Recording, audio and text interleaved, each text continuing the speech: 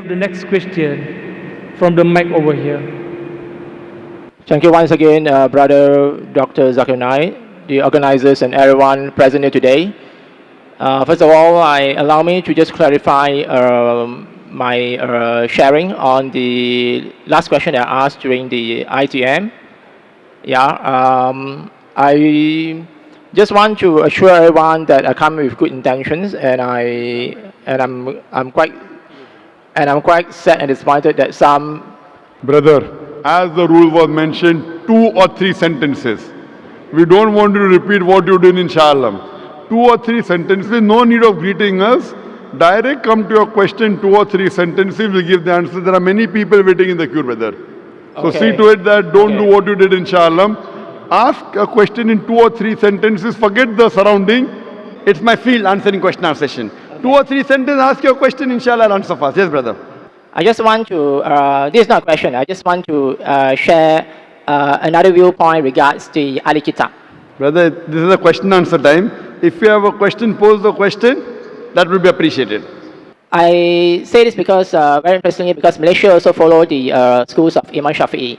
And actually, Imam Shafi'i actually goes for the more open interpretations of the Ali Kitab, as opposed to some schools and jurists that only limit it to the Jews and Christians. Actually, it's based on the scrolls of Abraham, the Psalms of David, Quran verse chapter 87, verse 19.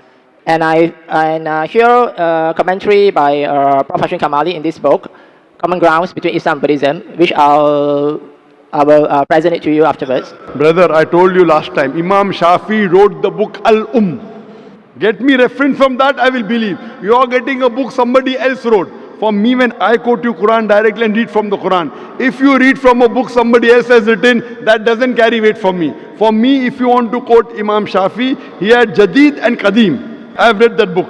Quote me from that book. Don't quote me from a book somebody else has written. It's not correct, it's not verified. You are doing the same thing what it is, inshallah. If you want to quote Imam Shafi, quote from his book Al-Umm, not from the book you are holding. The book you are holding is not Al-Umm. You go to the library, get the book of Al-Umm, get the translation, quote from that, I'll believe in you. This is also from the Quran, and it states that actually you should have an open interpretation. And can I ask you a question, Dr. Zakir? Are you also a human? Of course, I'm a human. So are you also bound to make mistakes? I can make, but to prove I made a mistake, you have to prove where my mistake is. That's why that is why I state to you from a commentary from an eminent Muslim scholar, not from my own interpretation. But if that eminent is not matching with the Quran, my interpretation, what I'm talking is based on the Quran. And majority of the scholars, majority Jumhur scholars of Islam believe Ahle Kitab means only Jews and Christians.